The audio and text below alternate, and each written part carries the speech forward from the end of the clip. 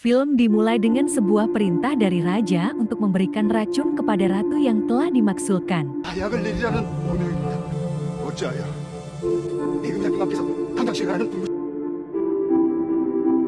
Jenderal yang mendapat perintah merasa takut karena ratu adalah ibu dari putra mahkota. Ia kemudian berusaha mencari alasan agar ia tidak ikut serta membunuh Tatu. 갑자기 말해. Ia akhirnya berhasil mencari alasan agar tidak ikut serta melaksanakan titah raja. Titah raja pun akhirnya dilaksanakan di kediaman ratu. 지난날 궁중에 있을 적인 금년 8월 16일 Ratu tidak terima. Ratu berusaha menolak, namun ratu tidak berhasil. 원자를 해하려는 무리들은 이거라 나를 죽이겠거든. 원자를 내놓으라. 분만하여서 사약을 먹여라. 내 이놈들 Ratu 물러가는 akhirnya 못할까? meminum sendiri racun itu. 자, 반드시 보이리요.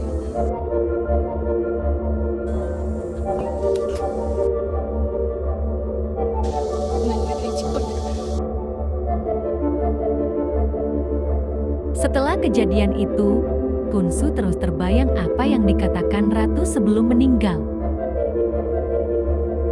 Chunsu berhalusinasi mendengar suara ratu dan akhirnya terjatuh.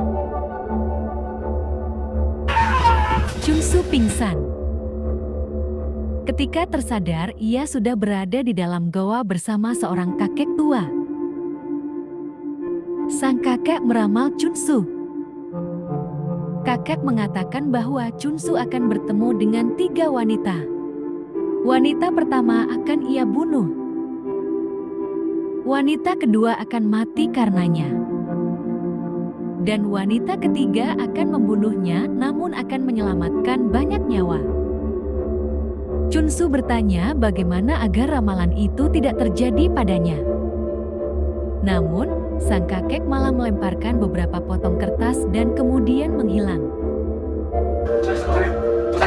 Chunsu akhirnya meminta bantuan kepada seorang rahib untuk mengartikan potongan kertas itu. Potongan pertama berarti wanita sekarang. Chunsu menyadari wanita yang dimaksud adalah ratu. Potongan kedua berhubungan dengan sungai dan kepala. Yang ketiga berhubungan dengan wanita dan anak.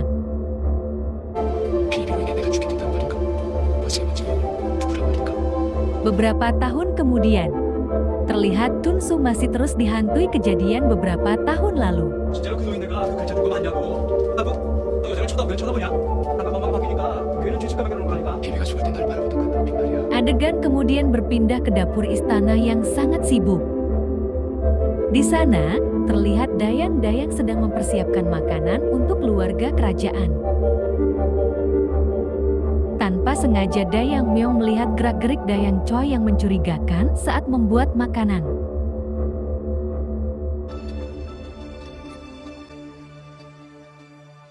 명의옵니다. 무슨 일이냐? Dayang Myong lalu memberitahu Dayang pencicip makanan tentang apa yang dilakukan Dayang Choi. 제가 생각하고 그냥 있었사옵니다만 내 지식과 걱정이 돼요. 집도 그러하더냐? 나흘 전부터입니다. 너 말고 누가 또 이 일을 너 혼자만 알고 있는 일입니다. 내 은밀히 알아보고 처리할 것이니 넌 누구에게도 발 Dayang Myong lalu memberitahu Dayang Baekhyun bahwa ia telah melaporkan Dayang Choi. Setelah bertemu dengan Dayang Baekhyun, Dayang Myong didatangi oleh seorang petugas kerajaan.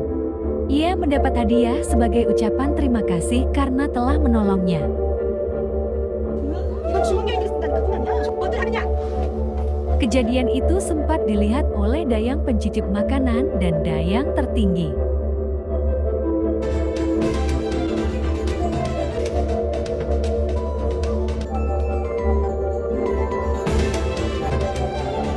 Scene berganti. 자꾸 마마님께서 부르셔. 이 늦은 시간에. Malam itu, tiba-tiba Dayang Myong diculik. Ia dibawa ke dalam hutan. Di sana, ia diinterogasi. 마마님, 무엇입니까? Myong dituduh memiliki hubungan dengan petugas kerajaan. 없사옵니다. 또한 소리는 그걸 어긴 바가 없사옵니다. 그럼 이것들은 무엇입니까? 그 별밤과 늦은 밤에 같이 있었던 적이 있지. Myong mengatakan ia hanya menolongnya. 그걸 거짓말을 늘어놓는 것이야. 인가 왼사내가 북한을 드러낸 것은 Ia juga dituduh telah melaporkan hal buruk tentang Dayang Toy. Ia akan diberi hukuman dengan meminum racun. Saat Dayang pencicip makanan menyerahkan racun kepada Baekhyun, diam-diam Baekhyun memasukkan penawar ke dalamnya. 당장 시행하겠다. 뭐 하는 거야? Dayang Myong dipaksa meminum racun itu, dan ia pun langsung terjatuh ke tanah. Setelah membunuh Dayang Myong, Dayang Choi terlihat merasa bersalah. Namun Dayang tertinggi mengatakan bahwa Dayang Choi tidak boleh memiliki hati yang lembut jika ingin mempertahankan posisi keluarga mereka. 세력을 잘 살펴서 중요한 시기와 독수리 달린 일이니 Sementara itu Dayang Baekhyun terlihat sangat takut dan khawatir dengan keadaan Dayang Myong. 형이야.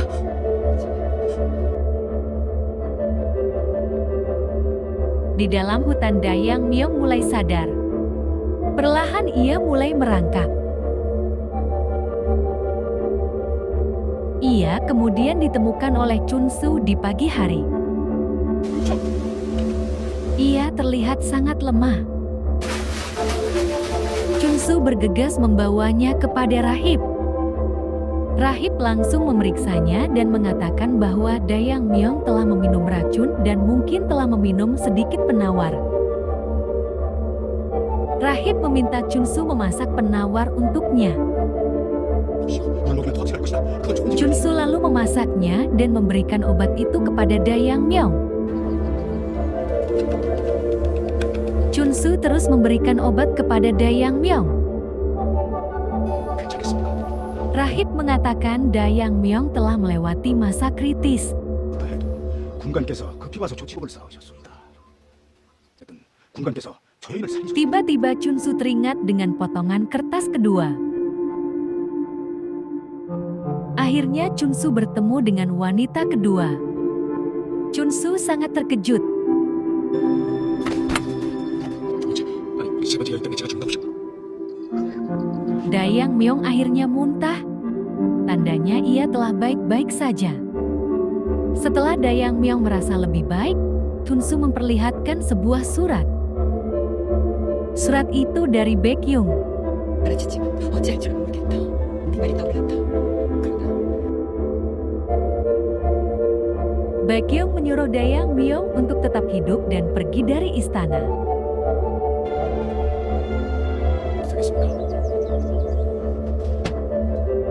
Dayang Myong terlihat sudah pulih. Ia memberi hormat kepada Chun Su karena telah menyelamatkannya. Dayang Myong memutuskan untuk pergi karena sekarang merasa lebih baik. 다시 한번 감사드립니다. Chun Su terlihat mengantar Myong saat hendak pergi. 얘들아, 너로 인해 죽을 것이다. Dayang Myong terus melanjutkan perjalanan meskipun tanpa tujuan. Ternyata Chun Su mengikuti Dayang Myong. Hingga akhirnya Dayang Myong sampai di sebuah desa.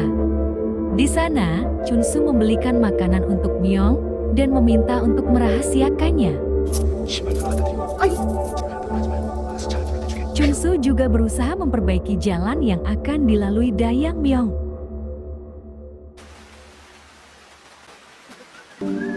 Dayang Myong akhirnya mendapatkan sebuah pekerjaan. Namun di tempatnya bekerja terdapat pelanggan yang berusaha mengganggunya. Chun Su langsung muncul dan menyelamatkan Dayang Myong. 그런 일 하시면 안 됩니다.